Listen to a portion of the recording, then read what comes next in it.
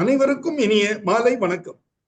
Bomb graduates forum சார்பில் தொடர்ந்து நடத்தப்படும் இன்று ஒரு தொழில்நுட்ப நிகழ்ச்சிக்கு உங்கள் அனைவரையும் வருக வருக என வரவேற்கிறேன். இன்றைய நிகழ்ச்சி நமது குழுவின் மூலம் நடத்தப்படும் 745வது நிகழ்ச்சியாகும். இன்றைய நிகழ்ச்சி தலைப்பு அவர் ancestors model of 33 sons of sustainable natural farming for health, wealth and relationship. அதாவது நம் முன்னோரின் நிலையான இயற்கை விவசாயமும் ஆரோக்கியமும் என்ற தலைப்பிலான தகவல்கள் வழங்கப்பட உள்ளன. இது ஒரு அனுபவ பகிர்வாக நடத்தப்படுகிறது. இந்த நிகழ்ச்சியை நமக்கு வழங்கிட சிறப்பு விருந்தினராக இங்கே வருகை புரிந்துள்ளார் டாக்டர் எஸ் முருகேசன் அவர்கள். டாக்டர் முருகேசன் அவர்கள் அகில இந்திய அளவில் இந்தியன் ஆர்கானிக் ஃபார்ம்ஸ் அசோசியேஷன் என்ற அமைப்பை நிறுவி அதன் தலைவராக செயல்பட்டு வருகிறார். தலைமையிடம் சென்னையில் உள்ளது. ராமநாதபுரம் மாவட்டத்தை சார்ந்த இவர் தற்போது சென்னையில் வசித்து வருகிறார். வாருங்கள், அவருடன் இணைவோம், நிகழ்ச்சிக்கு செல்வோம். Doctor Murugesan sir, please. ஐயா, நன்றி அவர்களே, நன்றி டாக்டர் ஜோ அவர்களே. இன்னைக்கு ஒரு அருமையான தலைப்பு. இதை இப்போ ரியலிஸ்டிக்காக நிறைய இடங்கள்ல இப்போ நம்ம பண்ணிட்டு வரோம். ரொம்ப சிறப்பான ஒரு, அதாவது எப்படின்னா, அந்த காலத்தில் நம்ம காணி நிலம் என்று சொல்வோம். அப்பொழுது அது 1.5 ஏக்கர்னு சொல்லுவார்கள். இன்று அதை 33 சென்டாக அதை நம்ம மாற்றி அதற்கான முழுமையான ஒரு திட்டத்தை வடிவமைச்சு இன்னைக்கு செயல்படுத்தி வருகின்றோம். அப்போ நம்மளுடைய ஆரம்ப காலத்தில் there are so many நல்ல விஷயங்கள்லாம் இருக்குது. சில விஷயங்களை நான் இங்கே குறிப்பிடுகின்றேன். நம்மளுடைய இந்தியன் பாரம்பரிய ஹெரிட்டேஜ், அதனுடைய பிரின்சிபல், விவசாய முறைகளினுடைய ஹெரிட்டேஜ், அதனுடைய பிரின்சிபல் அண்டு ப்ராக்டிசஸ். அதே மாதிரி நம்ம முன்னோர்கள் எல்லாத்திற்கும், அதாவது இறைக்கு உட்பட்டு, அதாவது பஞ்சபூதங்களுக்கு உட்பட்டு வாழ்ந்திருக்கிறார்கள். அதுலேயும் முக்கியமாக அவர்கள் எல்லாருக்குமே ஒரு ரைட்ஸ் கொடுத்துருக்காங்க. இப்போ பயோடைவர்சிட்டி கன்சர்வேஷன் அப்படின்னா மனிதனுக்கு, விலங்குகளுக்கு, நுண்ணுயிர்களுக்கு அனைத்துக்குமே அவங்க முறையாக, சரியாக, தெளிவாக அவர்கள் மதிப்பு கொடுத்து வாழ்ந்திருக்கிறார். அதே மாதிரி ஒரு நேச்சுரல் ஃபார்மிங் சிஸ்டம் அப்படின்னா, இப்போ இன்னைக்கு நம்ம நிறைய பேர் என்ன பண்றோம்னா, ஏதோ இந்தியாவுக்கு புதுசா வந்தது மாதிரியாவும், என்னமோ ஆர்கானிக் ஃபார்மிங் இப்போதான் உள்ளவங்க கண்டுபிடிச்ச மாதிரி நம்ம தப்பா அதை மக்கள் மத்தியில பேசிக்கிட்டு அதை முறையாக செயல்படுத்தாமல், அது நம் முன்னோர்கள் விட்டு சென்ற அந்த இந்தியன் ஹெரிட்டேஜ் நேச்சுரல் ஃபார்மிங்கை யாரும் முறையாக, அதுவும் காணி நிலம் என்பது தற்சார்பு வாழ்க்கைக்காக உருவாக்கப்பட்டது. எல்லாமே இயற்கையில் இருந்தது, அங்கே இருந்தது, காட்டில் இருந்தது, தோட்டத்தில் இருந்தது. அதை ஒருங்கிணைந்து செயல்பட்ட ஒரு முக்கியமான விஷயங்கள்னா, இப்போ அக்ரானமிக்கல் ப்ராக்டிஸாக இருக்கலாம், ஃபார்மிங் சிஸ்டமாக இருக்கலாம். அதே மாதிரி அந்த டிசைன்ஸ் எல்லாமே இயற்கைக்கு ஒத்து வாழ்ந்தார்கள்.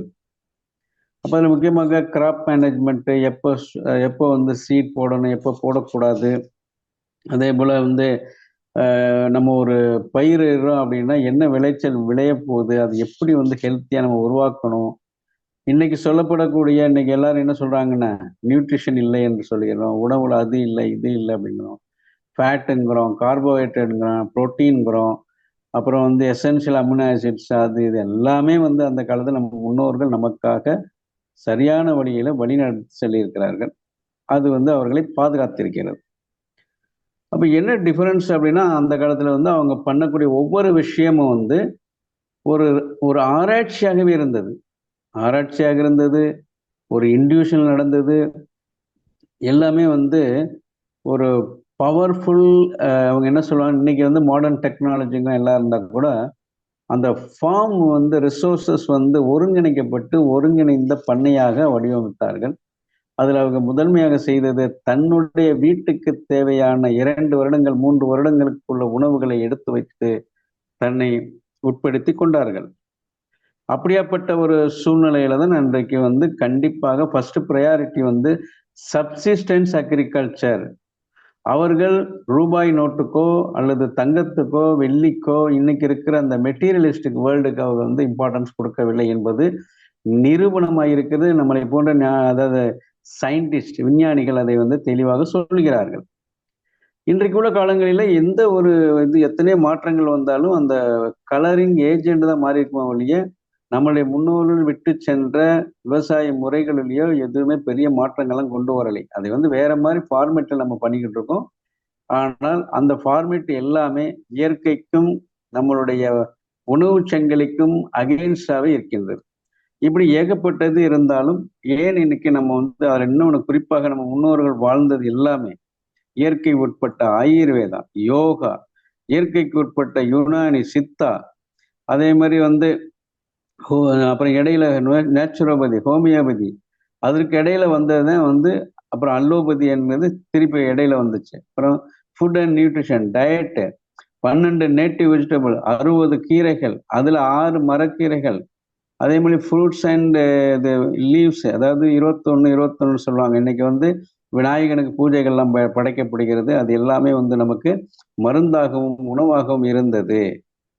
அப்ப இந்த இது எல்லாம் வந்து பிற்காலங்களில என்ன செஞ்சப்பட்டு அப்பொழுது கோயில்களும் சர்ச்சுகளும் மசூதிகளும் என்னவாக இருந்தது? நமக்கு அனைத்து தரப்பினருக்கும் அங்கே உட்கார்ந்து மருத்துவம் பார்க்கறதுக்கு, கல்வி பார்க்கறதுக்கு, ஏதாவது ஒரு சின்ன சின்ன சண்டை சச்சரவு அந்த கிராமத்துல இருந்தாலும் அதை பார்க்கக்கூடிய ஒரு சூழ்நிலையை உருவாக்கி இருந்திருக்குது. அப்ப பொதுவு என்று ஒண்ணு இருந்தது.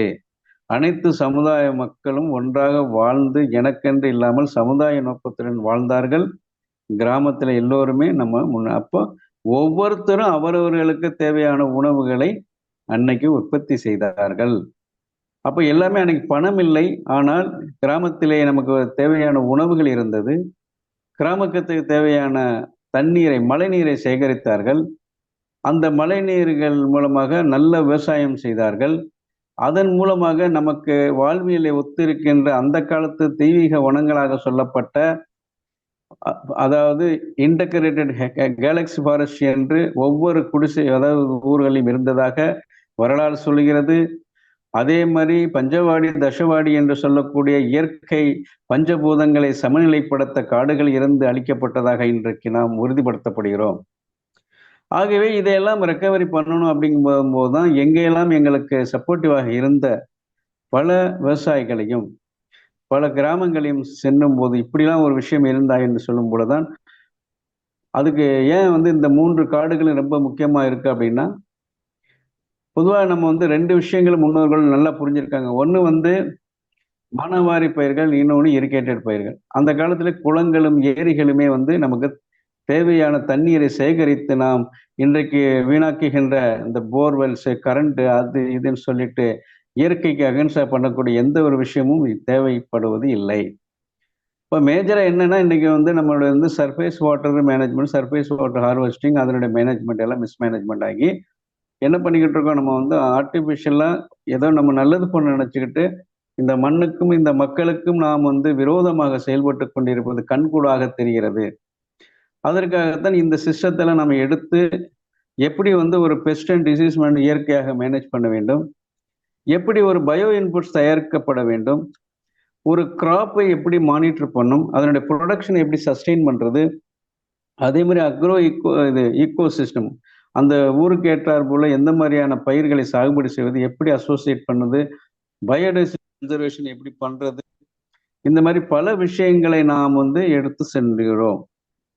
அதே மாதிரி இன்னைக்குள்ள அது வந்து மார்க்கெட்டிங் வந்து நம்ம இன்னைக்கு என்ன பண்றோம்? மார்க்கெட்டிங் என்ற போர்வையிலே பலவிதமாக மார்க்கெட்டிங் செய்து அதனுடைய வேல்யூவை மாத்தி அமைச்சுக்கிட்டு இருக்கோம்.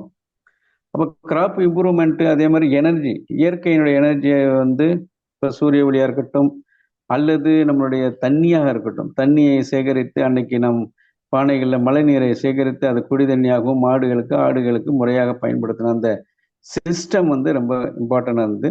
ரெண்டாவது, அந்த அக்காலத்துல வந்து இன்ஸ்டிடியூஷன்ஸ் அதே மாதிரி இயற்கை வளங்கள், அதாவது இன்ஸ்டிடியூஷன், இயற்கை ரிசோர்ஸ் அண்டு பீப்புள் 3 பேருக்கும் வந்து தொடர்ந்து அந்த சர்வீஸ் கண்டினியூஸா இருந்ததுனால, ஒன்றுக்கு ஒன்று டிபெண்ட் இன்டர் டிபெண்ட் இருந்ததுனால அப்படியாப்பட்ட பிராக்டிசஸ் பாதுகாக்கப்பட்டு அது எல்லோருக்கும் பயனுள்ளதாக இருந்தது. அதே மாதிரி அந்த காலத்துல பாத்தீங்கன்னா நம்ம முன்னோர்கள் வந்து அந்த 33 சென்ட் அல்லது காணி நிலத்துல என்ன பண்ணாங்க? கால்நடைகளை வளர்த்தார்கள், கோழி வளர்த்தார்கள், ஆடு வளர்த்தார்கள், மாடு வளர்த்தார்கள், ரீசைக்கிள் பண்ணாங்க. அவங்களுக்கு தேவையான பயோ இன்புட்ஸ், சீட்ஸ் அனைத்தும் அவர்களே வளர்த்து கொண்டு இன்லேண்ட் ஃபிஷ் அப்படிங்கிறதுல தனக்கு தேவையான புரோட்டீன்ல இருந்து, கார்போஹைட்ரேட்ல இருந்து அவர்களுக்கு தேவையான எசென்சியல் அமினோ எல்லாமே இருந்துச்சு. அது எந்த ஒரு மாற்றம் இல்லை. நியூட்ரிஷனல் வேல்யூ வந்து ஹையா இருந்துச்சு. ஃபார் எக்ஸாம்பிள் டுடே இன்னைக்கு வந்து புரோட்டீன் மார்க்கெட் வந்து மிகப்பெரிய மார்க்கெட்டாக இன்னைக்கு இருக்கிறது. ஒரு மனிதன் எடைக்கு 1 கிராம் வந்து 1 கிலோ எடைக்கு தேவைப்படும் என்று சொல்கிறார். அன்னைக்கு எந்த உணவுகளையும் இன்னைக்கு மார்க்கெட்ல இருக்கக்கூடிய பெரிய பெரிய கம்பெனில கூட 100 கிராம் வந்து ஒரு புரோட்டீன் பவுடர் வித்தாங்கன்னா அதுல வந்து 6.5 3.5 அப்படித்தான் இருக்குது.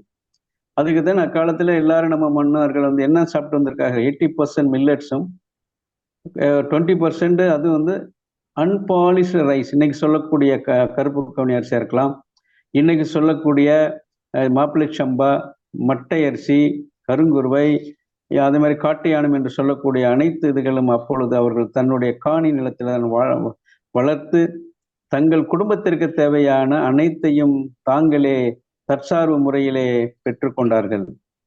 அதனாலதான் அவர்கள் வந்து நல்லபடியாக இருந்தாலும் ஆரோக்கியமாக இருந்தார்கள். அப்ப இன்னைக்கு என்ன நினைக்கிறோம்னா, பணம் தான் நம்ம வந்து முக்கிய பிரதானமா நினைக்கிறோம். ஆனா பணம் என்பது ஒரு சாதாரண காகிதம் தானே ஒழிய அதனால் பெரிய ஒரு மாற்றங்கள் வருவதில்லை. அப்ப இன்னைக்கு முக்கியமா வந்து நம்ம எல்லாருக்கும் நாங்க என்ன வற்புறுத்துறோம் அப்படின்னா, எல்லாருமே கம்பல்சரியா அர்பனா இருந்தா 300 ஸ்கொயர் ஃபீட்டா அர்பன் ஃபார்மிங் பண்ணலாம். அர்பன்ல வந்து அவர்களுக்கு தேவையான அன்றாட தேவைக்கான டீ 7 நாளைக்கு, ஒரு நாளைக்கு ஒரு டீ, 7 நாளைக்கு 7 டீ வெரைட்டி நம்ம பண்ணலாம். அந்தந்த பிளான்ட்டுக்கு ஏற்றாப்புல நீங்கள் சைஸ் ஆஃப் தி மீடியா அந்த பாட்டு அல்லது க்ரோபேக்ஸ் வந்து டிசைன் பண்ணிக்கலாம். அதே போல் அவங்களுக்கு இன்னைக்கு நாட்டுக்கு தேவையான, அதாவது ஒரு வீட்டுக்கு தேவையான ரெகுலராக இருக்கக்கூடிய விஷயம் 3 தான். கருவேப்பிலை டெய்லி யூஸ் பண்ணுறாங்க, கொத்தமல்லி டெய்லி யூஸ் பண்ணுறாங்க, அதே மாதிரி இது புதினா யூஸ் பண்ணுறாங்க. அப்புறம் நார்மலாக காய்கறியில் 12 நாட்டு காய்கறிகளை தக்காளி, வெங்காயம், இந்த மாதிரி சில விஷயங்களை நம்ம வந்து அர்பன் ஃபார்மிங்கில் இப்போ கொண்டு வந்துக்கிட்டு இருக்கோம். அது வந்து 300 ஸ்கொயர் ஃபீட் மாடல். அதுவும் காணி நிலம் கான்செப்ட் தான். தனக்கு தேவையான வகையை நாமே தயாரித்து நாமே உட்கொண்டு ட்ரேசபிலிட்டி நமக்கு தெரியும். நம்ம எந்த மாதிரி சீட்ஸ் கொண்டாடுறோம், எந்த மாதிரி பராமரிக்கிறோம், என்ன மாதிரி இயற்கை இன்புட்ஸ் போடுறோம் அப்படிங்கிறது நமக்கு தெரியும். அப்போ நஞ்சில்லாத ஒரு உணவையும் நமக்கு வளம் குன்றாத ஒரு பொருளை கொண்டு வரலாம். அதே மாதிரி நம்ம இருக்கிற இடத்தையும் நிலத்தையும் எல்லாத்தையும் பாதுகாக்கக்கூடிய ஒரு சூழ்நிலையை எங்கேருந்து கற்றுக்கிறோம்? காணி நிலம் அந்த 33 சென்ட் இருக்கு, அதாவது நேச்சுரல் ஃபார்மிங்ல தான் நம்ம கற்றுக்குறோம். அப்போ அதே மாதிரி அந்த கம்யூனிகேஷன் ஸ்டாண்டர்ட்ஸ் இந்த மாதிரிலாம் இன்னைக்கு வந்து ரொம்ப டெவலப் ஆனால் கூட இந்த ஐசிடிஆர்கள் இன்னைக்கு வந்து எத்தனையோ பன்னாட்டு நிறுவனங்கள் வந்து ஆன்லைன் அந்த மாதிரி சர்வீஸ் கொண்டு வந்தாலும் ஒரு கமர்ஷியலான சூழ்நிலை போறாங்களே வந்து. ஆனால் நம் முன்னோர்கள் செய்த அந்த காணி நில விவசாயத்தை பற்றி யாருமே சொல்வதில்லை. இப்போ கிராப் செலெக்ஷன் என்ன பண்ணாங்க, ஃபுட்டு டிமாண்ட் அண்ட் சப்ளை என்னச்சு, தன்னுடைய வீட்டுக்கு என்ன தேவை, பருப்பு எவ்வளோ வேணும், புளி எவ்வளோ வேணும், மிளகாய் எவ்வளோ வேணும், அதாவது அது மாதிரி ஸ்பைசஸில் எல்லாமே அவங்க கால்குலேஷன் பண்ணி ஸ்டோரேஜ் சிஸ்டம் கொண்டு வந்தாங்க. அதை உற்பத்தி பண்ணுறத மெயினாக அவங்க இருந்தாங்க. அதனால தான் அவர்களுக்கு வந்து ஹை வேல்யூ நியூட்ரிஷன் உள்ள பொருட்கள் கிடைச்சது, ஹை வேல்யூ நியூட்ரிஷன் உள்ளது கிடைச்சது. அதே மாதிரி அங்கே இருக்கிற பயோ ரிசோர்ஸ் சொல்லக்கூடிய அனைத்து பயோ ரிசோர்ஸும் இன்டகிரேட் பண்ணி அவங்க சரியாக அந்த பண்ணையை வடிவமைத்து மேனேஜ் பண்ணாங்க. அதே போல் அன்னைக்கு இருந்த காலத்தினுடைய அந்த வேல்யூ செயின் சப்ளை செயினை முறையாக அவர்கள் அந்த கிராமத்துக்குள்ளேயே சரியாக நடைமுறைப்படுத்தினார்கள். அன்று உள்ள நிலவரப்படி அங்கேயே போஸ்ட் ஹார்வெஸ்டிங் டெக்னாலஜியை பயன்படுத்தி அங்கேயே அவர்கள் வந்து மதிப்பு கூட்ட போட்டு உருவாக்கி அங்கே அவங்களுடைய ஊருக்குள்ளேயே அதை வந்து டிஸ்ட்ரிபியூஷன் பண்ணாங்க. என்விரான்மெண்டல் ரீஸ்டோரேஷன் சொல்லக்கூடிய, அதாவது இன்னைக்கு நம்ம சொல்றோம் இல்லையா அக்ரோ ஈக்கோ சிஸ்டம், ஏதோ பேசினா கூட ப்ராக்டிக்கலாக இன்னைக்கு நம்ம வந்து பெருசாக ஒன்றும் மாற்றங்கள் இல்லை. அப்போ கடைசியில் என்ன பண்ணால் நம்ம வந்து இன்னைக்கு ட்ரெடிஷ்னல் அக்ரிகல்ச்சரையும் நேச்சுரல் ஃபார்மிங் நம்ம இது பண்ணும்போது இந்த ட்ரெடிஷ்னல் அக்ரிகல்ச்சருடைய ஃபோக்கஸே என்னவா இருந்திருக்கு என்றால் அவங்க உற்பத்தியை கூட்ட வேண்டும், அது விஷமாக இருக்கிறதா, எவ்வளவு ஈல்டு வருது, அப்படி நம்ம கெமிக்கல் ஃபர்டிலைசர் கொண்டு வரும் பொழுது இந்த என்விரான்மெண்ட்டுக்கு மக்களுக்கு எவ்வளவு பிரச்சனைகள் உருவாக்குறது என்பதெல்லாம் அவர்களுக்கு அப்பொழுது தெரியவில்லை. அது என்ன நோயை உருவாக்குது, கெமிக்கல் போடுறோம், பெஸ்டிசைட் அடிக்கிறோம், ஹெர்பிசைட் அடிக்கிறோம், எந்த அளவுக்கு அது நோயை உருவாக்கி அதுக்கு பேக்கப் தான் இன்னைக்கு மெடிக்கல் சிஸ்டம், மருந்து company, fertilizer company, urea company. அன்னைக்கு நம்ம மக்கள் வந்து வெறும் ஒரே ஒரு நாட்டு பசுமாடை வைத்து 5 ஏக்கர் நிலங்களை அருமையாக செய்திருக்கிறார்கள். அன்று நம் மக்கள் செஞ்ச, நம்மளுடைய முன்னோர்கள் ஏன்சஸ்டர்ஸ் செஞ்சதான் 72 மணி நேரத்தில் அவர்கள் வந்து நல்ல ஒரு உரங்களை உருவாக்கி இருக்கிறார். அன்னைக்கே வந்து இன்னைக்கு பயோகேஸ்ன்னு சொல்லக்கூடிய விஷயத்தெல்லாம் அப்பொழுதே செய்திருக்கிறார்கள். அப்பொழுதே கேஸ் உருவாக்கி இருக்கார்கள். அதிலிருந்து எடுக்கப்பட்டதான் இன்னைக்கு மாடர்னைஸ்டு டெக்னாலஜி. ஒரு மாட்டுக்கு வர சாணியை எடுத்து அவர்கள் என்ன பண்ணியிருக்காங்க, அப்பவே அவங்க கேஸ் தயார் பண்ணியிருக்காங்க. அந்த கேஸ்ல இருந்து எடுக்க ஸ்லரி எடுத்து இது புழுக்களுக்கு போட்டிருக்காங்க, மண் புழுக்கு. அந்த மண்புழுல இருந்து அந்த எக்ஸ்கிரீட்டை வெளியே வந்திருக்கு. அதை உரமாக பயன்படுத்திருக்க காலங்கள் வரலாறுகள் இருக்கின்றது. அதை தான் 72 மணி நேரத்துல ஒரு சிறப்பான ஒரு சாணியை தாவரங்களுக்கு பயன்படுத்தக்கூடிய அளவுக்கு இருக்கக்கூடிய அந்த ஒரு விஷயத்தை நம்ம இன்னைக்கு என்ன பண்றோம், யூரியாங்கிற பேர்ல, டிஏபிங்கிற பேர்ல, அதாவது மேஜர் மைனர்னு சொல்லிட்டு மக்களையே குழப்பி நம்மளுடைய அக்ரிகல்ச்சர் வேஸ்ட் ரீசைக்கிள் பண்ணாம, வீட்டில் இருக்கிற இது கழிவுகளை நாம் இது கம்போஸ் பண்ணாம திருப்பி எங்கேயோ ஃபார்மர்ஸ்ல நம்ம டிபெண்ட் பண்ண வச்சு அவங்களை மீண்டும் மீண்டும் நாம் எங்கே கொண்டு வரோம், கடனாளியாகவே ஆக்குகின்றோம். சரியான வழியிலே அவர்கள் வழிகாட்டவில்லை என்பதுதான் தற்பொழுதைய சூழ்நிலை நமக்கு தெரிகின்றது. அப்ப இன்னைக்கு என்னதுன்னா, அப்போ ஒரு அக்ரோ ஈகோ சிஸ்டம் அப்படின்னு இருக்கும்போது நம்மளுடைய முன்னோர்கள் செய்த 33 சென்ட் காணி நிலம், அந்த நேச்சுரல் ஃபார்மிங் தான் சரி.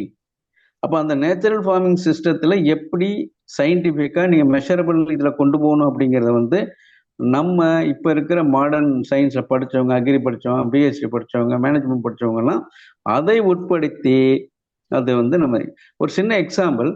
நான் ஒரு ஊருக்கு சென்றிருந்தேன். எங்க ஃபார்மர்ஸ்ட்டை நான் சந்திக்கும் போது அவர் சொன்ன ஒரே ஒரு விஷயம்தான், ஐயா ரெயின்ஃபெட்னால என்னன்னா 3 அடி வரப்பு இருக்கிற எந்த நிலமும் பொய்ப்பதில்லை என்று சொன்னார். அப்படின்னு என்னன்னு கேட்டேன். எங்களுக்கு வந்து இப்போ உளுந்து இந்த மாதிரி சின்ன சின்ன பயிர் வகைகள், அதே மாதிரி 90 நாள் 120 நாள் உள்ள கிராப் நம்ம போட்டாலே அந்த 3 அடி வரப்பு இருந்தாலே போதும். அது கரெக்டாக 4 மாசத்துக்குள்ள வந்து அது விளைஞ்சிரும். அதுவே போதுமானது.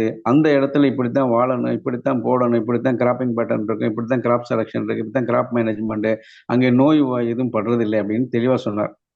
இப்போ நம்ம தான் அதை என்ன பண்ணிட்டோம், ஆர்டிஃபிஷியலாக வந்து அது செய்யணும், இதை செய்யணும் அப்படின்னு சொல்லிட்டு நம்ம வந்து அவர்களை திசை திருப்பி அவர்களை கொஞ்சம் நம்ம வந்து அதிகமான இன்புட்ஸ் தேவைப்படுது அப்படின்னு சொல்லி அந்த இன்புட்ஸ்க்கு ஏற்றாப்புல இது ப்ரொடக்டிவிட்டி கிடையாது, அதனுடைய நியூட்ரிஷன் வேல்யூ கிடையாது, அதனுடைய காஸ்ட் ஆஃப் ப்ரொடக்ஷன். நீங்கள் பார்த்தீங்கன்னா இப்போ உதாரணம், இப்போ நம்ம ஒரு 5000 ரூபாய் செலவழிச்சு ஒரு 20,000 ரூபாய்க்கு நீங்கள் ஒரு அக்ரி ப்ராடக்ஷன்னா அது தட் இஸ் த பெனிஃபிஷியல்.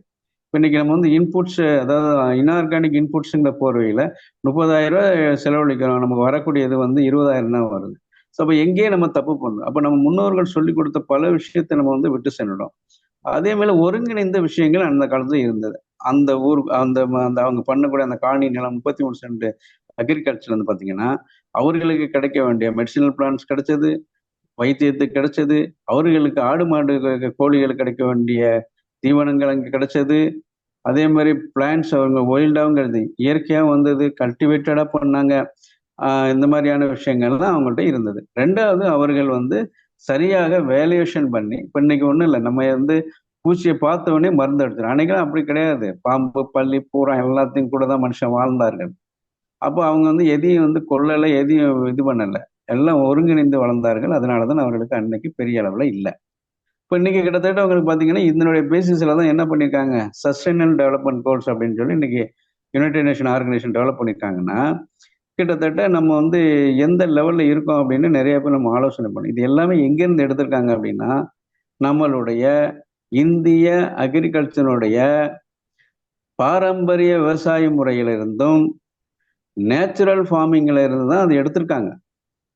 அப்போ இன்னைக்கு ஒரு கிட்டத்தட்ட ஒரு 10-11 விஷயங்கள் வந்து எந்த அளவுக்கு அவங்க வளர்த்துருக்காங்க. ரெண்டாவது மெயினாக வந்து இன்னைக்கு நம்ம பேச பண்ணக்கூடிய கார்பன் நைட்ரஜன் ரேஷியோ, அதாவது 20 மாலிகளுக்கு ஒரு நைட்ரஜன் தேவைப்படும் என்பதும் நம்மளுடைய முன்னோர்கள்ட்ட தான் எடுத்திருக்காங்க. அப்போ இன்னைக்கு எஸ்டிஜி கோல்ஸ் என்ன சொல்லுது, 0 கார்பன் எமிஷன் அக்ரிகல்ச்சர்னு சொல்கிறோம். அதே மாதிரி 0 ஹெல்த் அக்குமுலேஷன், அதாவது என்னதுன்னா வெல்த் அக்குமுலேஷன் சொல்கிறோம். டிஸ்ட்ரிபியூட்டட் ஹெல்த், இது வெல்த் வேணும், ஒருத்தருடைய வந்து எல்லா பணம் சேர்ந்துருது. அப்போ டிஸ்ட்ரிபியூட்டட் வெல்த் இருக்கணுங்கிறோம். அக்குமுலேஷன் 0 அக்குமுலேஷன் இது வெல்த்துங்கிறோம். அதே மாதிரி 0 அன்எம்ப்ளாய், எல்லாருக்கும் வேலை கிடைக்கணும். அப்புறம் இன்னைக்கு மேஜர் சேஞ்சஸ் என்ன வருதுன்னா global warming, because of the green ரெவல்யூஷன்ல மாடிஃபிகேஷன் ஆனது, ப்ரொடக்டிவிட்டியை கான்சன்ட்ரேஷன் பண்ணுது, அதை வந்து பேலன்ஸ் பண்ண தெரியாம நம்ம பண்ணது, நிறைய இன்புட்ஸ், நிறைய வாட்டர்ஸ் மிஸ்மேனேஜ்மெண்ட் எல்லாம் பண்ணது, நம்மளுடைய காணிநில கான்செப்டை எடுத்துக்கிறல. அப்போ இந்த சூழ்நிலை தான் என்ன ஆச்சுன்னா, இன்னைக்கு வந்து மேஜர் இது இன்னைக்கு நம்ம என்னவா இருக்கோம், குளோபல் வார்மிங் பிரச்சனையா இருக்குது, கார்பன் செக்வஸ்ட்ரேஷன் பிரச்சனையா இருக்கு. அப்போ இதுக்கு தான் என்ன ஒரு ஐடியா பண்ணாங்க, இந்தியன் கவர்மெண்டே வந்து கார்பன் ட்ரேடிங்கிற கான்செப்டை கொண்டு வந்தாங்க. ஏன்னா no land should be left out வேக்கன்னு சொல்லிட்டு அதில் பயோமாஸ் ப்ரொடக்ஷன், இந்த என்விரான்மெண்ட் டெம்பரேச்சரை பேலன்ஸ் பண்ணுறதுக்கு அதுக்கு தான் இன்சென்டிவ் சிஸ்டம் அப்படின்னு உருவாக்கப்பட்டது. 2003 அதை பற்றி பேசினாங்க. அப்புறம் அதை அப்படியே கிடப்பில் போட்டாச்சு. அப்போ வேஸ்ட் லேண்டுங்கிற இல்லாமல் இருக்கணும் அப்படின்னா நீங்கள் கார்பன் ட்ரேடிங்கை என்ஹான்ஸ் பண்ணி கவர்மெண்ட் வந்து ரெஸ்பான்சிபிலிட்டி எடுத்து இதை பண்ணணும் அப்படின்னு சொன்னாங்க. அப்படி நீங்கள் கார்பன் ட்ரேடிங் பண்ணும் பொழுது உங்களுடைய ஃபார்மர்ஸ்க்கு எல்லாம் அது ஒரு இன்சென்டிவ் சிஸ்டமாக கொடுக்கும் பொழுது எந்த ஒரு விவசாயியும் தன்னுடைய நிலத்தை வேஸ்ட்டாக ஆக்க மாட்டார். அப்போ அதுக்கான திட்டங்கள் இருக்கு. அதுக்கான ஒரு இதைத்தான் நம்ம வந்து நம்மளுடைய காணிநில இதுல இருந்து எடுத்து, அப்போ அன்னைக்கே அவங்க பார்ப்பாங்க. இப்போ ஒரு மழை வரும் வராதுங்கெல்லாம் சொல்லிடுவாங்க. எதுக்குன்னா அந்த மாதிரி அவங்க ஒரு சுச்சுவேஷன் வச்சிருந்தாங்க. இப்போ அந்த இதெல்லாம் நம்ம இன்னைக்கு வந்து மறந்துட்டோம். அதனால இன்னைக்கு நான் என்ன சொல்றேன்னா, ஒரு நல்ல ஒரு ஆரோக்கியமான உங்களுடைய விவசாயம் ஆரோக்கியமான ஒரு உணவுகளை கொடுக்கின்றது. அந்த ஆரோக்கியமான உணவுகள் தான் இன்னைக்கு உங்களுக்கு நல்ல ஒரு ஹெல்த், அந்த ஆரோக்கியத்தை கொடுக்கறது. இப்போ இன்னைக்கு என்ன பண்றோம்னா, அன்னைக்கு அக்ரிகல்ச்சர் அந்த 33 சென்ட் எல்லாமே அவர்களுக்குள்ளே கிடைத்ததுனால் அவர்கள் யாரும் போய் வெளியே போய் ஃபுட் சப்ளிமெண்ட் வாங்குவதில்லை, அவர்களுக்கு நோய் வருவதில்லை, அவர்கள் எந்த ஹாஸ்பிட்டலுக்கும் போகவில்லை. அதனாலே அவர்கள் எந்த காசும் செலவழிக்காமலும் ஆரோக்கியமாய் இருந்தார்கள். தன் குடும்பத்தில் தனக்கு தேவையான உணவுகளை எல்லோருமே தயாரித்தார்கள். ஒரு கிராமத்துல 100 பேர் இருக்காங்க, 100 பேரும் 33 சென்ட் விவசாயம் போடுவார்கள். அது ஃபர்ஸ்ட் ப்ரையாரிட்டி அது இருந்தது. அந்த இது இன்னைக்கு நிலை மாறி, சரி நம்மகிட்ட இல்லாட்டிலும் பக்கத்து வீட்டுல வாங்கிக்கலாம், பக்கத்து வீட்டுல போலன்னா அடுத்த மாநிலத்துல வாங்கிக்கலாம், அடுத்த மாநிலத்துல இல்லைன்னா அடுத்த நாட்டுல வாங்கிக்கலாம் அப்படின்னு சொல்லி நம்ம என்ன பண்ணிட்டோம், நம்மகிட்ட இருந்த நல்ல பழக்க வழக்கங்களை நாம் ஏமாந்து விட்டுவிட்டோம், இல்ல சோம்பேறித்தனமா ஆகிவிட்டோம். இதுதான் இன்னைக்கு உள்ள நிதர்சனமான உண்மை. அப்போ லா ஆஃப் நேச்சர் வர்சல் அக்ரிகல்ச்சர் எடுத்துக்கிட்டிங்கன்னா, நம்ம முன்னோர்கள் வந்து இயற்கைக்கு உட்பட்டு விவசாயம் செய்தார்கள். இயற்கை தத்துவங்களை அவர்கள் அதைத்தான் இன்னைக்கு வந்து என்ன சொல்றோம், biodynamic farming, regenerative farming, biological organic farming, அப்புறம் வந்து natural farming, zero budget farming, இப்படிலாம் நம்ம. ஆனால் எல்லாம் நாமன் கிளச்சர் தான் சார் வேற. ஆனால் எல்லாமே எதுக்குள்ள அடங்குனது எப்படின்னா, அந்த 33 சென்ட் செல்ஃப் சஸ்டைனபிள் நேச்சுரல் ஃபார்மிங்கில் உள்ளடங்கியது. அதற்குள்ளேயே ஒருங்கிணைக்கப்பட்டது தான் வந்து நம்மளுடைய பாரம்பரிய விவசாயம். ஆகவே தான் இந்த தருணத்தில் நான் உங்களுக்கெல்லாம் சொல்வது என்னவென்றால், இப்போ வந்து நேச்சுரல் ஃபார்மிங்ல வந்து என்னென்னலாம் நமக்கு கிடைக்குது அப்படின்னா, ஒரு சஸ்டைனபிலிட்டி கிடைக்குது, நிலையான ஒரு தன்மை கிடைக்குது. அதே மாதிரி ஆல் இன்புட்ஸ் எல்லாமே நமக்கு வந்து இயற்கையாகவே அமைஞ்சிருது. எல்லாமே இயற்கை பொருட்கள், அங்கே கெமிக்கல் வரக்கூடிய வாய்ப்பு இல்லை. ஆகவே வந்து ஒரு மனிதன் ஆரோக்கியமான உணவை கிடைக்கும், நோய்வாய்ப்படுவது அவசியம் இல்லாத சூழ்நிலை ஏற்படுது. அடுத்து பார்த்தீங்கன்னா அதே மாதிரி அந்த இயற்கை வழி விவசாயம் மட்டும்தான் நம்மளுடைய இயற்கை ஒத்து இருக்கிறது. அதே மாதிரி இந்த இயற்கை விவசாயம் என்னெல்லாம் நமக்கு கொடுக்குது அப்படின்னா, ஒரு it respect the right over the graphs. ஒரு கிராப்புக்கு என்ன அதிகாரம் இருக்கிறது அது நேசிக்கிறது. ஒரு ஆடு மாடு கோழிகளுக்கு என்ன அதிகாரம் இருக்குன்னு அதை ரெகக்னைஸ் பண்ணுது. ஒரு நுண்ணுயிர்களுக்கு என்னென்ன பயன்பாடு இருக்குது, அதனுடைய நோக்கம், கொள்கைகள், ஊர்வன பரப்பன எல்லாத்துக்குமே அது ரெஸ்பெக்ட் கொடுக்குது இயற்கை வழி விவசாயங்கள். ஒரு மெடிசினல் பிளான்ஸுக்கு அது ரெஸ்பெக்ட் கொடுக்குது. அதே மாதிரி ஒரு கிளைம்பரா இருக்கட்டும், ஹெர்பலா இருக்கட்டும், எல்லாத்துக்குமே வந்து இயற்கை வழி விவசாயங்கள் நமக்கு ரெஸ்பெக்ட் கொடுக்குது. எதையும் அழித்து வாழவில்லை அப்பொழுது உள்ள நம்மளுடைய முன்னோர்கள். அப்போ அதுதான் அதனுடைய பண்பாடு, அதுதான் நமக்கு நல்ல விஷயங்களை கொடுத்தது. அப்போ அன்னைக்கு வந்து கலையை அவர்கள் வந்து அப்போ வீடுக்கு கலை கொள்ளையடி அப்படின்னா சொல்லவில்லை. அப்படி இருந்தும் அவர்கள் நல்ல ஆரோக்கியமாக வாழ்ந்தார்கள். ஆனால் இதையெல்லாம் நம்ம இன்னைக்கு பிரிச்சுக்கிட்டு அதனால நம்ம வந்து தவறான வழியில சென்று கொண்டிருக்கோம். இதை மாற்றி அமைப்பது இந்த 33 சென்ட் காணி நிலம் விவசாயம் என்பது முக்கியமாக அமைகிறது. அடுத்து பார்த்தீங்கன்னா, நம்மளுடைய பழைய நேச்சுரல் ஃபார்மிங் எல்லாமே என்விரான்மெண்ட் ஃப்ரெண்ட்லி, எதுவுமே இயற்கைக்கு அகைன்ஸ்டாக இல்லை, சுற்றுப்புற சூழலுக்கு அகைன்ஸ்டாகவே கிடையாது. அதே மாதிரி அது என்ன செஞ்சிச்சு அப்படின்னா, மண் வளத்தை எப்பொழுதுமே அது டெட்டூரேட் பண்ணலை, அது கெடுக்கவில்லை. வாட்டர் குவாலிட்டியை அது கெடுக்கவில்லை, ஏர் குவாலிட்டியை கெடுக்கவில்லை. ஆகவே எல்லோரும் ஆரோக்கியமாக இருந்தோம். அப்புறம் அது நான் முன்னாடி சொன்னது போல எல்லாருடைய லைஃபையும் அது இயற்கை விவசாயம் பாதுகாத்தது. இன்னொன்று பார்த்தீங்கன்னா, ஹை குவாலிட்டி நியூட்ரிஷன் நமக்கு கிடைக்கும். என்னெல்லாம் தேவையோ அனைத்தும் அந்த உணவில் கிடைத்தது. மெயினாக இன்னைக்கு மார்க்கெட்டில் பார்த்தீங்கன்னா, நிறைய இன்னைக்கு பிரச்சனை இருக்கிறது என்னன்னா, இந்த கார்போஹைட்ரேட் புரோட்டீன் ஃபுட்டு ரேஷியோ இன்னைக்கு குழந்தைகளுக்கு கிடைக்கக்கூடிய பேபி ஃபுட்டாக இருக்கட்டும், ப்ரெக்னென்ட் உமனாக இருக்கட்டும், நோயாளிகளுக்கு கிடைக்கக்கூடிய உணவுகள் அனைத்துமே இன்னைக்கு சேலஞ்சாக இருக்கிறது.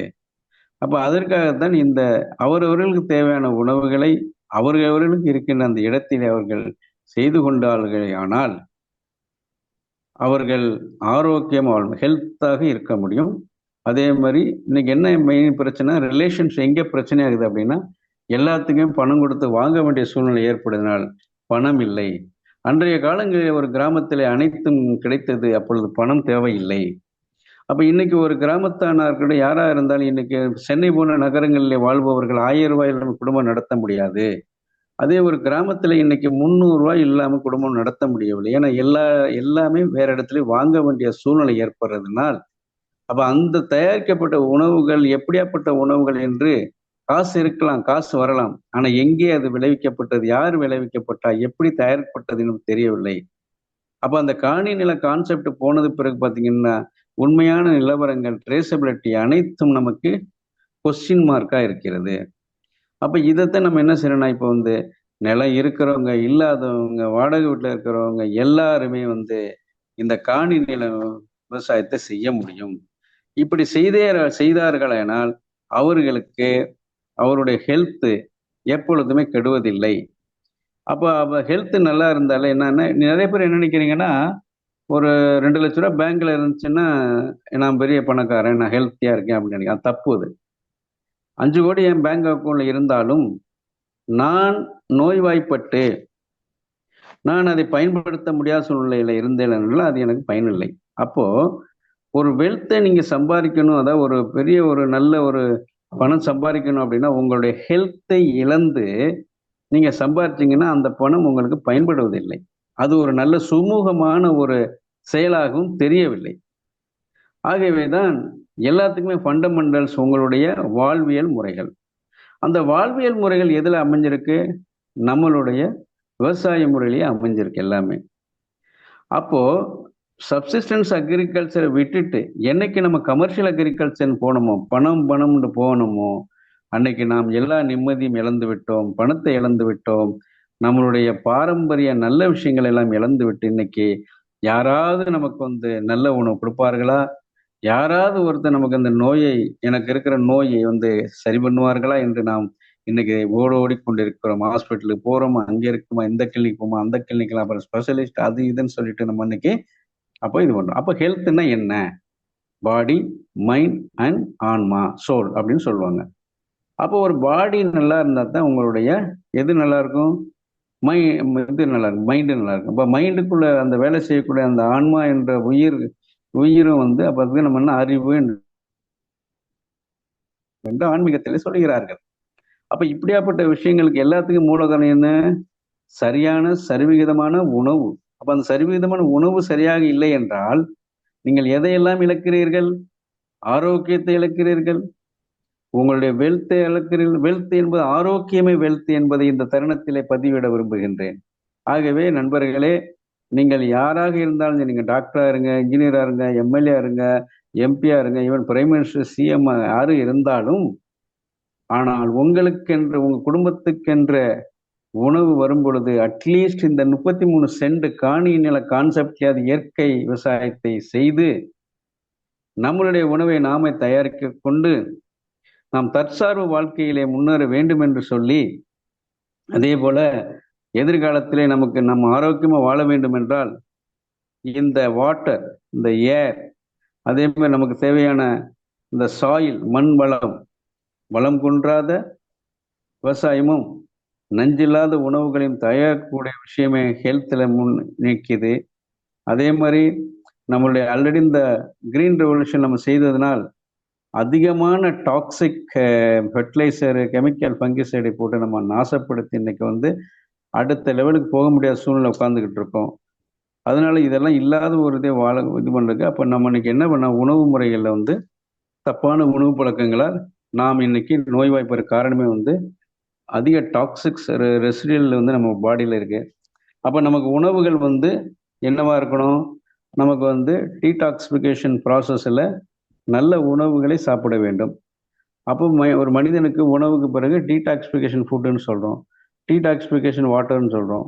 இதையெல்லாம் நமக்கு வந்து அதுக்கு தான் டயட் அண்டு நியூட்ரிஷன், அப்புறம் டயட்டீஷியன் அப்படிங்கிற கான்செப்டில் நம்ம இருக்குது. அந்த காலத்தில் நம்மளுடைய முன்னோர்களே டயட்டீஷியனாகவும் ஒரு தரமான ஆரோக்கிய கோச்சஸ்களாக நமக்கு இருந்திருக்கிறார்கள். அவர்கள் வழி சென்று ஒவ்வொரு கிராமத்திலும் இருக்கின்ற நல்ல விஷயங்களை எடுத்து நம்மளுடைய இந்த ஒரு நோய்வாய்ப்படாமல் வாழ்வதற்கு என்னென்ன தேவைன்னா நல்ல மனசு இருக்கணும், உணர்வுபூர்வமான மனசு இருக்கணும்.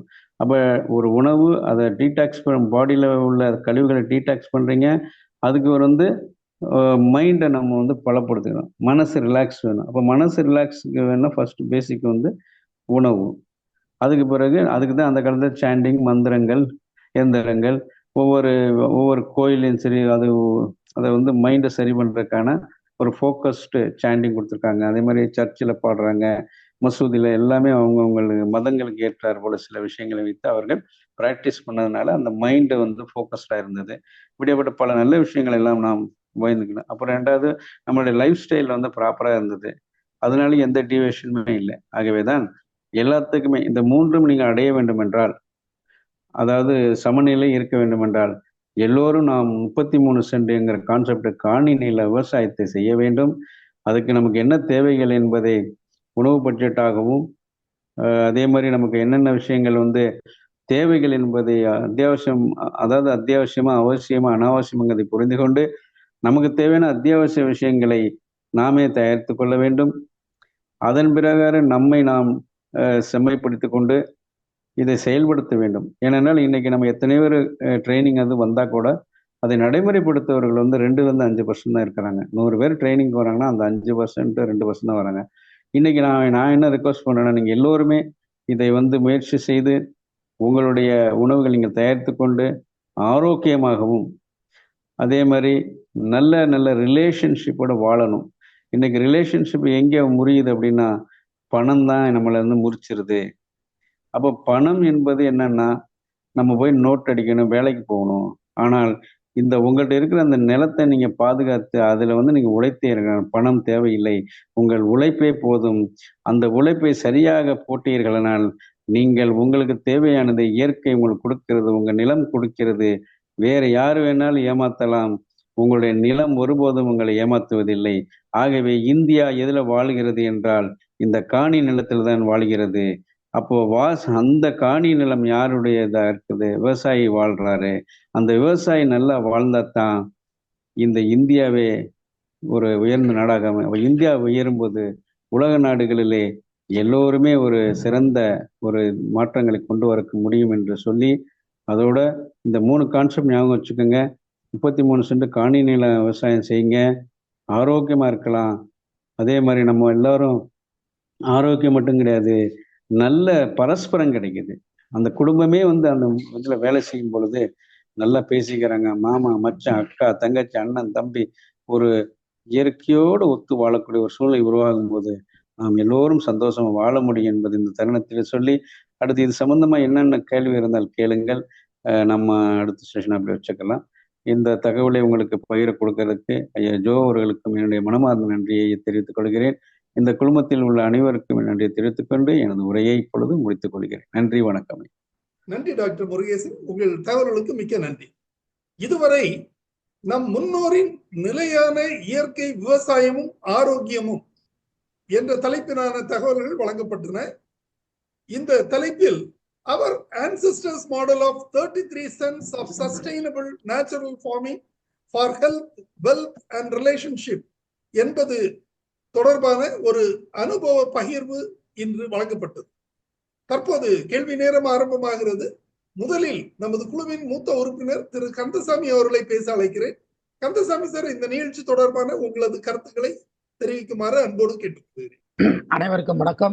இன்றைய தினம் முனைவர் முருகேசன் அவர்கள் 33 சென்டில் பாரம்பரிய விவசாயம் செய்து, நிலையான இயற்கை விவசாயம் செய்து, ஆரோக்கியமாக அனைவரும் வாழ்வதற்கு உண்டான வழிமுறைகளை ஆணித்தரமாக சொல்லி, அந்த 33 சென்ட் விவசாயத்தை பின்பற்ற வேண்டும், அதனுடைய நன்மைகள் என்ன என்கின்ற கருத்துக்களை இன்றைய தினம் நமது ஜூம் கூட்டத்திலே பாரம்பரிய விவசாயம் சம்பந்த கருத்துக்களை சொல்லி இன்றைய ஜூம் கூட்டத்தை மேம்படுத்தியிருக்கின்றார்கள். அவர்களுக்கு நமது வாழ்த்துக்கள். முனைவர் முருகேசன் அவர்கள் கூறுகின்ற பொழுது, அந்த பாரம்பரிய விவசாயத்தினால் அவர்கள் அன்றைய காலகட்ட மக்கள் ஆரோக்கியத்தோடு எப்படி இருந்தார்கள் என்கின்ற உண்மையும் விளக்கினார்கள். ஆனால் இன்றைய சூழ்நிலையில் அந்த பாரம்பரிய விவசாயம் செய்யக்கூடிய சூழ்நிலைகள் இருக்கிறதா என்கிறது பார்க்கும் பொழுது அது மிகவும் ஒரு கடினமாக செயலாகத்தான் இருக்கிறது. மேலும் அவர்கள் கூறுகின்ற 33 சென்டில் அவர் பாரம்பரிய விவசாயம் செய்யலாம் என்று சொன்னது சிறப்பான செய்திதான். ஆனால் இன்றைய சூழ்நிலையில் அந்த 33 சென்டில் என்னென்ன பயிர்கள் செய்யலாம், எப்படி செய்யலாம், எப்படி கால்நடைகளையும் மற்ற கோழிகளையும் ஆடுகளையும் பயன்படுத்தி இந்த 33 சென்டிலே எப்படி 33 சென்ட்டை அபிவிருத்தி செய்து லாபம் ஈட்டலாம், எப்படி அவர்கள் கூறியபடி சுகாதாரத்தோடு, உடல் நலத்தோடு, பரஸ்பரத்தோடு இருக்கலாம் என்கின்ற அந்த கருத்தினை இன்றைய சூழ்நிலையில் அந்த 33 சென்டில் எப்படி செய்ய வேண்டும் என்கின்ற கருத்துக்களை அவர்கள் சொல்லியிருந்தால் நலவாக இருக்கும் என்ற கருத்தினை நான் முன்வைக்கின்றேன். மேலும் இந்த பசுமை புரட்சி வருகின்ற காலத்திலே ரசாயன உரங்கள், ரசாயன பூச்சி மருந்துகள் அறிமுகப்படுத்தப்பட்டது உண்மைதான். ஆனால் அதை இவர்கள் விவசாய பெருங்குடி மக்கள் சரியாக முறையாக பயன்படுத்தாத காரணத்தால் அந்த இயற்கை பாதிக்கப்பட்டது, மண் பாதிக்கப்பட்டது, சுற்றுச்சூழல் பாதிக்கப்பட்டது. முறையாக பயன்படுத்தவில்லை. அளவான முறையிலே அவர்கள் செய்திருந்தால் இந்த சுற்றுச்சூழலை பாதித்திருக்காது.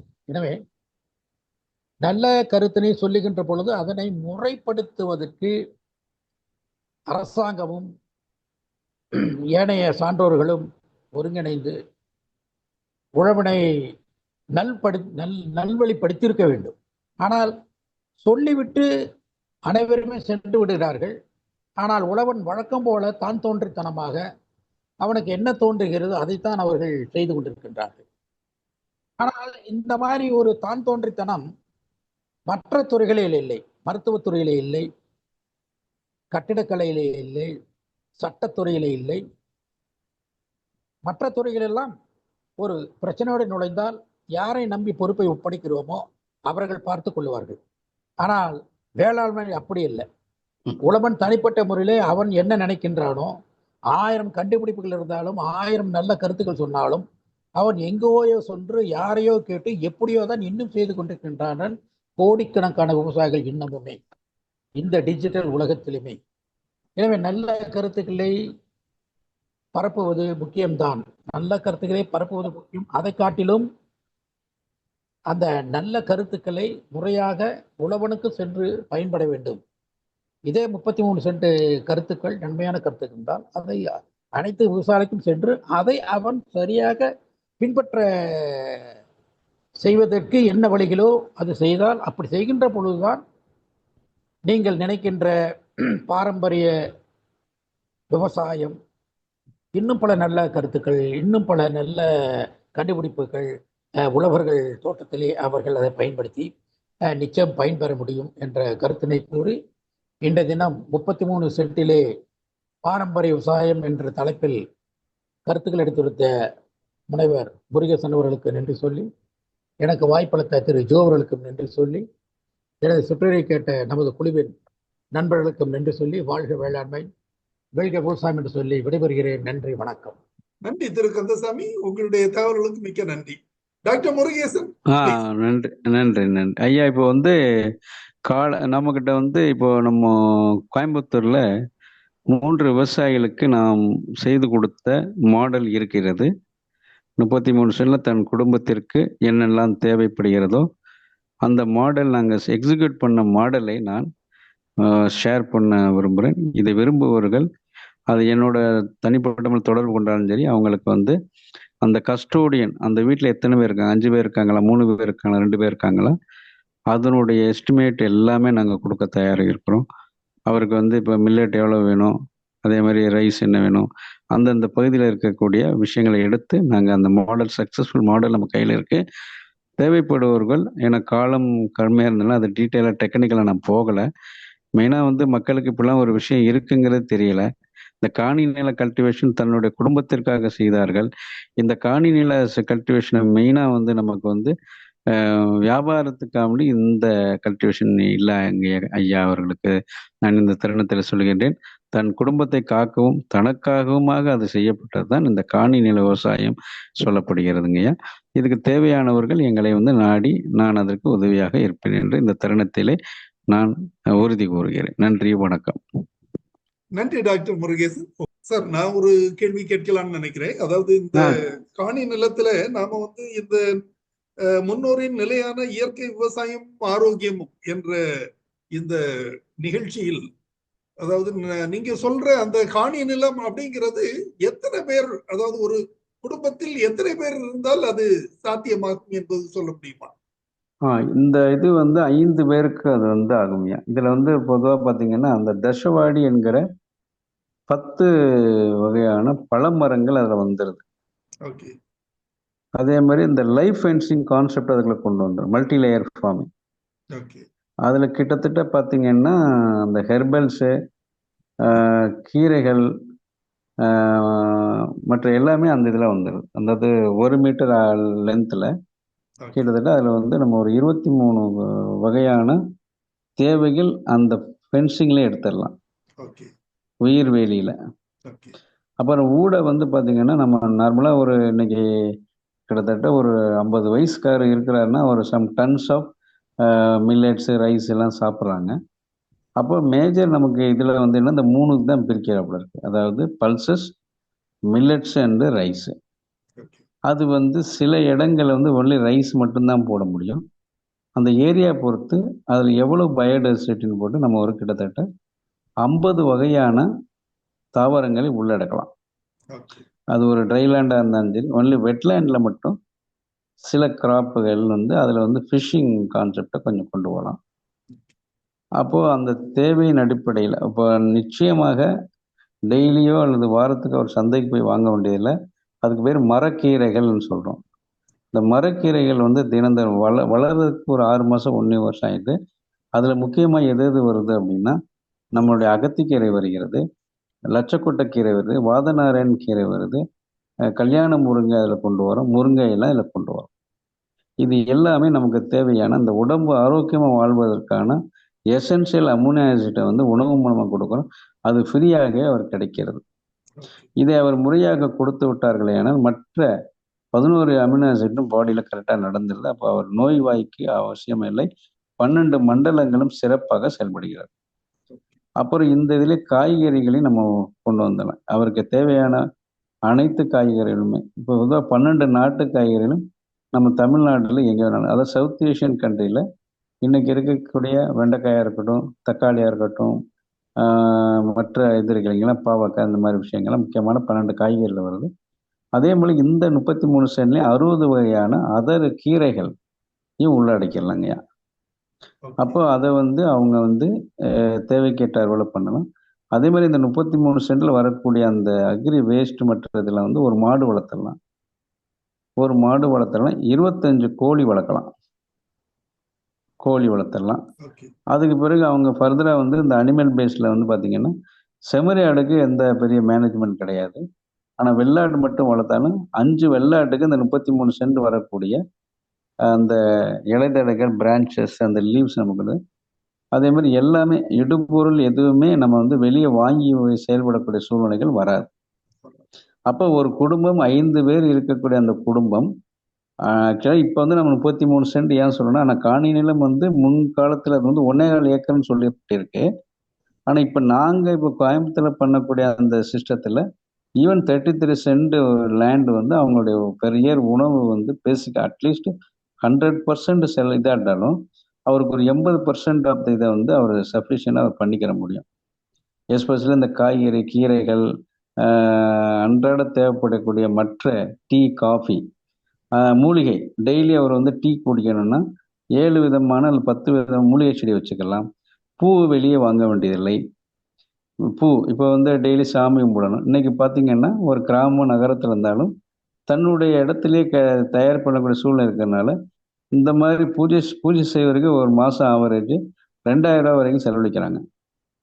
இலை வாங்குறாங்க, வாழை இலை வாங்குறாங்க. இப்படி ஒவ்வொரு தேவைகளையுமே வந்து அவங்க கணக்கெடுத்து லிஸ்ட் போட்டாங்கன்னா 33 சென்ட்டில் அவருடைய 80% ரெக்குயர்மெண்ட்டை கொண்டு வந்துடலாம். சில இடங்கள்ல வந்து நமக்கு தேவையானது நம்ம லேண்டில் இது கல்டிவேட் பண்ண முடியாது. அப்போதான் நம்ம வந்து அந்த சர்க்குலர் எக்கனாமின்னு பக்கத்து வீட்டில் கேட்குறோம், இல்லை பக்கத்து மாவட்டத்தில் கேட்குறோம். அந்தந்த ஏரியா கேட்டார் போல பண்ணும்போது நம்ம எல்லோரும் சேர்ந்து பண்ணலாம். அப்போ அந்த 33 சென்டாவது இவர்கள் தன் உழைப்பை போட்டு ஒரு மணி நேரம் 1/2 மணி நேரமாக டெய்லி உழைக்கணும்னு நான் தான் நம்ம அதனுடைய விருப்பம். அது மாதிரி இப்போ 3 இடத்துல நம்ம பண்ணியிருக்கோம். It is sufficient. நல்லா போயிருக்கு, நல்லா வந்திருக்கு. They are very happy. அதே சமயத்தில் ஃபியூச்சரில் அவங்களுக்கு தேவைகள் கேட்டார்கள மேக்ஸிமம் 1.5 ஏக்கர் வரைக்கும் அவங்க போகலாமுங்க. ஸோ அட்லீஸ்ட் 33 சென்ட் இயற்கை முறையில் வாழ்ந்து பாருங்க நம்ம சொல்கிறோம். அதில் தான் அந்த தசவாடி என்பது என்னென்னா கிட்டத்தட்ட 200 பல வகைகள் இருந்தால் சொல்லப்படுகிறது. நம்ம புறநானூறு சொல்லுது. அதில் அந்தந்த ஏரியாக்கத்தில் 10 வகையான பழங்களை வளருங்கள். இன்னைக்கு இருக்கிற அந்த இப்போ நம்ம இதாக இருக்கட்டும், இன்னைக்கு லெமனாக இருக்கட்டும், இல்லை நார்த்தங்காயாக இருக்கட்டும், பப்பாளியாக இருக்கட்டும், கொய்யாவாக இருக்கட்டும், சப்போட்டாவாக இருக்கட்டும், இல்லை மற்ற எந்த ஃப்ரூட்ஸுமே அந்தந்த பகுதிகளுக்கு ஏற்றாப்புல எடுத்துக்கிட்டாங்கன்னா நெல்லிக்காயாக இருக்கட்டும். அப்போ அவனுடைய உணவு தேவைகள் அவருக்கு தேவையான அனைத்துமே அந்த மரங்கள்லேருந்தே அவர் பாதுகாக்கப்படும் போது அவர் போய் பெரிய பெரிய சூப்பர் மார்க்கெட் போய் வாங்க வேண்டிய அவசியம் இல்லை. அதன் மூலமாக அவர் கிட்டத்தட்ட அவருடைய வாழ்க்கையில் அவர் இந்த காசுன்னு சொல்லிக்கிட்டு செலவழிக்கக்கூடிய சூழ்நிலையெல்லாம் இல்லாமல் நிறைய பணம் அவர் சேவ் பண்ணலாம். அப்போ அந்த இங்கே வந்து காசுக்கு சண்டையே வராது. அப்போ நீங்கள் ஆப்பிள் வாங்க போனேன் எனக்கு 200 ரூபா கொடுங்கப்பான்னு சொன்னால் தான் அந்த பையன் சண்டைக்கு வரான். அதே ஆப்பிள் உங்கள் தோட்டத்தில் கிடச்சிருச்சு, அதே கொய்யா உங்கள் இதில் கிடச்சிருச்சு, அதே உங்கள் லெமன் ஜூஸ் உங்களுக்கு இதில் கிடச்சிருச்சு. எல்லாமே நீங்கள் வந்து அந்த 33 சென்டில் நீங்கள் உருவாக்க முடியும். ஸோ அந்த உழைப்பு போட்டாலே அது அவரே அங்கே போய் இன்னொருத்தர் போய் கையை நின்றுக்கிட்டு 200 ரூபாய்க்கு 300 ரூபாய்க்கு வேலை செய்ய வேண்டிய அவசியம் வராது. அப்போ ஒவ்வொரு குடும்பத்தார்களும் நிலம் வைத்திருப்பவர்கள் கண்டிப்பாக 33 சென்டையாவது நீங்கள் வந்து விவசாயம் செய்யுங்கள் என்பது அதற்குள்ள நிறைய சயின்டிஃபிக்கான விஷயங்கள்லாம் இருக்குது. அதுதான் மல்டி லேயர் ஃபார்மிங் நம்ம சொல்லிக் கொடுக்குறோம். 12 லேயரை நீங்கள் அதில் கிரியேட் பண்ணலாம். அந்த ஸ்பேஸ் அலாட்மெண்ட் தான் நம்முடைய. அதுதான் வந்து நிறைய பேர் வந்து இன்னைக்கு சிஸ்டம் சொல்கிறாங்க, அது நடக்குது இது நடக்குது. இப்போ நம்ம ப்ராக்டிக்கலாக செஞ்சு காமிச்சிருக்கோம். அதுக்கு இது தேவையான விஷயங்களை நம்மளுடைய நிறுவனம் நம்ம அவங்களுக்கு உதவியாக இருக்கிறோம். தேடி வந்தார்கள் என்றால் அவர்களுக்கு நாம் செய்து கொடுப்போம். அந்த அனுபவம் நம்மகிட்ட இருக்குதுங்க. நன்றி நன்றி. அப்புறம் நீங்க சொல்ற அந்த 33 சென்ட் அல்லது 1.25 ஏக்கர், ஆமையா, இதுல வந்து நெல் அல்லது அடிப்படை உணவான நெல் அல்லது சிறுதானியங்கள் சேருதா? வரலையா. இப்போ உதாரணம் பார்த்தீங்கன்னா நமக்கு ஒரு ஏக்கரில் பார்த்தீங்கன்னா மொத்தமாக நீங்கள் போட்டிங்கன்னா 300 கிலோ, அதாவது 300 கிலோன்னு வச்சுக்கலாம். ஒரு ஏக்கரில் சிறுதானியம் போட்டோம்னா ஒரு 5 குவிண்டால் 6 குவிண்டால். அந்த ரெயின் ஃபட்டுன்னா கொஞ்சம் குறைச்சி வரும். அது இரிகேட்டடு வசதி இருக்குன்னா அதுக்கு எத்தனை பண்ணிக்கலாம். அப்போ ஒரு வீட்டுக்கு ஆவரேஜ் என்னென்னா ஒரு மாதத்துக்கு ஒரு 5 கிலோ தேவைன்னா 60 கிலோ இருந்தால் போதும். இது சிறுதானியங்களில். பருப்பு ஆவரேஜ் அதே மாதிரி நம்ம அவங்களுக்கு ஆவரேஜ் என்ன 3 கிலோ வரும், ஒரு 30 கிலோ பருப்பு. அதே மாதிரி அரிசி வந்து ஆவரேஜ் 15 கிலோ வைப்பாங்க. இதை வந்து 1.25 ஏக்கரில் வந்து இன்னும் பெட்டராக பண்ணலாம். அப்போ அந்த தேவைகள் அவருடைய வீட்டுக்கு தேவை. அதே மாதிரி எங்கேயுமே நம்ம கேஸ் வாங்க வேண்டியதில்லை. அப்போ நம்ம டிம்பர் வேல்யூ உள்ள மரங்கள் லாங் டேர்மும் அதில் வளர்க்குறோம். ஃபியல் வுட்டும் ரெகுலராக உங்களுக்கு கிடைச்சிடும். இப்போ சைடு பிரான்ச்சஸ் கவாத்து பண்ணுறோம். இந்த மாதிரி வரும்போது 1.25 ஏக்கருங்கிறது இன்னும் best model for A family. அது வந்து எல்லாமே நம்ம பண்ணிடலாம். அதில் அதே மாதிரி அவருக்கு இன்கம் ஜென்ரேஷன் பண்ணுறதுக்கு இப்போ மீட் ப்ரொடக்ஷன் வருது அப்படின்னா அதில் வந்து இன்லேண்ட் ஃபிஷ்ஷும் கொண்டு வரலாம். இன்லேண்ட் ஃபிஷ் கொண்டு வந்துடலாம். அதே மாதிரி ரெகுலராக நமக்கு வந்து இன்றைக்கி மீட் ரெக்குயர்மெண்ட் பார்த்தீங்கன்னா நாட்டுக்கோழி, அப்புறம் ஒரு மாடு வளர்க்குறது, பயோ ஃபர்டிலைசர் ப்ரொடக்ஷன்ஸ் எல்லாமே கொண்டு வந்தோம். எதுவுமே அவர் வந்து டிபெண்ட் ஆக வேண்டிய சூழ்நிலையும் இல்லைங்கய்யா. அதுதான் நான் உண்மையிலே நானே அசந்து போயிட்டேன். அந்த பழைய இதெல்லாம் படிக்கும்போது அவர்கள் பண்ணது, அவங்க அதுதான் இன்னைக்கு இந்த பஞ்சகாவியம், அந்த காவியம், இந்த காவியம் சொல்றாங்கனால அவங்க ஸ்டாண்டர்டைஸ் பண்றதில்ல. அன்னைக்குள்ள காலத்துல அவர்கள் வந்து தெளிவா இருந்தாங்க நம்ம மக்கள். இது இப்படித்தான் வரும் அப்படின்னு உறுதிப்பட சொன்னார்கள். ஆனா இன்று ஒவ்வொருத்தரும் ஒரு மாடல்ல வந்து பண்றாங்க. அதனுடைய அவுட்புட், அதனுடைய குவாலிட்டி, அதனுடைய எஃபிஷியன்சி யாரும் இன்னைக்கு வரைக்கும் இந்த பயோ இன்புட்ஸ் பண்றவங்க சேர்ந்து வர்றதில்ல. ஒவ்வொருத்தரும் ஒரு இதை வந்து கமர்ஷியல் பண்றாங்க. பட் அதனுடைய எஃபெக்ட் என்ன? ஏன்னா நானே நிறைய பேர் வாங்கி பார்த்துருக்கோம். பெருசா ஒன்றும் எஃபெக்ட் கிடையாது. அதைத்தான் நம்ம ஸ்டாண்டர்டைஸ் பண்றோம். நீங்க எல்லாம் சேர்ந்து வாங்கப்பா, உங்கள்ட்ட என்ன எவ்வளவு மைக்ரோ ஆர்கனைஸ் இருக்கு செக் பண்ணுவோம். அப்போ 36 கிட்டத்தட்ட 36, 30, 40 மைக்ரோ ஆர்கனைஸ் இருந்தால் தான் வேலை செய்யும். இப்போ சாயில் மைக்ரோப்ஸுங்கிறது வந்து முக்கியமானது. அதே மாதிரி நம்ம எர்த்வாம் இருக்குது. இருதலைக்கொல்லி பாம்பு வந்து அந்த காலத்துல அது வேணும்னே ஒழிச்சிட்டாங்க. அதுவும் ஒரு எர்த்வாம் தான். அதையும் ஒழிச்சிட்டாங்க. இந்த மாதிரி நல்ல விஷயம் செய்யாம பூரான்னு கூட நல்லதுதான், கோட்டையை போடுது. இப்படி ஒவ்வொரு விஷயமும் அதுக்கு அந்த உணவுச் சங்கிலியை அழிச்சிட்டாங்க இல்லையா? அந்த உணவுச் சங்கிலியை வந்து அழிக்காம இருக்கிறதுக்கு ஒரே காரணம் வந்து இந்த இது. அதே போல அந்த ஒரு கிராமத்துக்கு ஒரு இன்டகிரேட்டட் கேலக்ஸ் ஃபாரஸ்ட் இருந்துச்சுன்னா 3,4 ஏக்கர் இருந்திருக்கு அந்த காலத்துல. அப்போ அது வந்து பாத்தீங்கன்னா எத்தனையோ லட்சம் லிட்டரையும் ஹோல்ட் பண்ணியிருக்கு, ஏர் பியூரிஃபிகேஷன் பண்ணியிருக்கு, சாயில்ல வந்து நல்லா பண்ணியிருந்திருக்கு. அதே போல அந்த பகுதியில் தேவையான இந்த இது இருக்கு இல்லைங்களா, உரமே அது கொடுத்துருக்கு. கார்பனையும் அந்த இடத்துல தான் எடுத்துட்டு வந்திருக்காங்க. அப்போ கோயிலெல்லாம் பூஜை இது பண்ணும்போது, அப்புறம் இந்த கார்த்திகை மாதம் சூந்துன்னு சொல்லுவாங்க. அந்த ஊர்களெல்லாம் இது அது என்ன, இந்த ஓலையில கட்டிலாம் இது பண்ணுவாங்க இல்லையா, அந்த மாதிரி விஷயங்கள் எல்லாம் அங்கேருந்து எடுத்துட்டு வந்திருக்காங்க. அந்த தெய்வீக வனங்கள்னு சொல்லி 3,4 ஏக்கர்னு சொல்றாங்க. அப்போ இதெல்லாம் வந்து முக்கியமான ஒரு ஃபண்டமெண்டலான விஷயங்கள். இப்போ நானே வந்து ஒரு 3-4 இடத்துல நம்ம சொந்தமாக பண்ணிக்கிட்டு இருக்கோம். தசவாடி என்பது கண்டிப்பா ஒவ்வொருத்தரும் 10 மரம் வைக்கணும்னு சொல்றோம். அதே மாதிரி இந்த பஞ்சவாடி என்பது 9 மரங்களை உள்ளடக்கி 4 டைரக்ஷன் சென்ட்ரல் வந்து அசோக் மரம் வச்சிருக்காங்க. அது மிகப்பெரிய ஆற்றலை கொடுத்துருக்கு, பிரபஞ்ச ஆற்றலை கொடுக்குது. அது அந்த ஊருக்கே நல்ல ஒரு கோயில் இருக்கிற மாதிரி இருக்காது. ஒரு சர்ச்சு மசூதி இந்த என்ன பவர் கொடுக்குமோ அது கொடுத்துருக்கு. அப்போ அதுக்கு பிறகு பார்த்தீங்கன்னா அந்த இன்டகிரேட்டட் கேலக்ஸி ஃபாரஸ்ட்ல தான் மொத்த டோட்டலி லிங்க் பண்ணியிருக்காங்க. அப்படி அப்போ இந்த மாதிரி விஷயங்களையும் அந்த கிராமம் சேர்ந்து பண்ணணும், அது அழியக்கூடாது அப்படிங்கிறது தான் எங்களுடைய கட்டாயமாக இப்போ இருக்கிறது. அது இப்பொழுது நாங்கள் வந்து எங்கெல்லாம் ஸ்பேஸ் இருக்கோ அங்கே வந்து பண்ணுங்க. அதுக்கு தான் இந்த க்ரௌட் ஃபண்டிங், இண்டிவிஜுவல் ஸ்பான்சர் எல்லாம் நம்ம வந்து எடுத்து செல்றோங்க. அது நிச்சயமாக இப்போ கொஞ்சம் கொஞ்சமாக ஆகிக்கிட்டு இருக்கு. அதனால தான் பெரும்பாலும் இங்கே இருக்கிற இப்போ நானே வந்து விவசாயம் பண்ணேன். இந்த வருஷம் நாங்கள் வந்து ஃபுல்லாகவே ஊரில் இருக்கிற நிலத்தை பூரா எடுத்து கொஞ்சம் கொஞ்சமாக நான் பண்ண போகிறேன். அப்போ ட்ரைலேண்ட் எப்படி பண்ணுறது, வெட்லேண்ட் எப்படி பண்ணுறது, ஒவ்வொரு ஏரியாவை பொறுத்து நம்ம வந்து டிசைன் பண்ணி அதை எக்ஸிக்யூட் பண்ணணும் அப்படிங்கிறதான் கட்டாயம். ஆனால் நம்மளுடைய நோக்கம் வந்து இருக்கிற லேண்டு சும்மா அப்படியே பேரன் ஆயிர விடக்கூடாது அப்படிங்கிறதான் கான்செப்ட். அப்போ ஒரு சின்ன லெவலில் பண்ண போகலான்னு போவாங்க. அப்போ அவருக்கு நல்ல ஒரு ஆர்வம் வந்துடும். அப்போ அதையும் பண்ணுவோமே, எக்ஸ்டெண்ட் பண்ணிக்கிட்டே போவோமே அப்படிங்கும்போது ஒரு எக்ஸ்டென்ஷன் பண்ணி அவருடைய உணவுகள் சர்ப்ளஸ் போய் அவருக்கு தேவையானது சர்ப்ளஸ் வரும்போது அப்புறம் கமர்ஷியல் அக்ரிகல்ச்சர் அவர் பண்ணலாம். ஸோ அதனால இந்த 1.25 ஏக்கர் அப்படிங்கிற மாடல் வந்து கொஞ்சம் பெரிய மாடலுங்க. ஆனால் 33 சென்ட் மாடலே ஒரு மிகப்பெரிய மாற்றத்தை அவங்களுக்கு கொடுக்குங்க. Okay, thank you thank you. கூடுதல் தகவல்களுக்கு மிக நன்றி.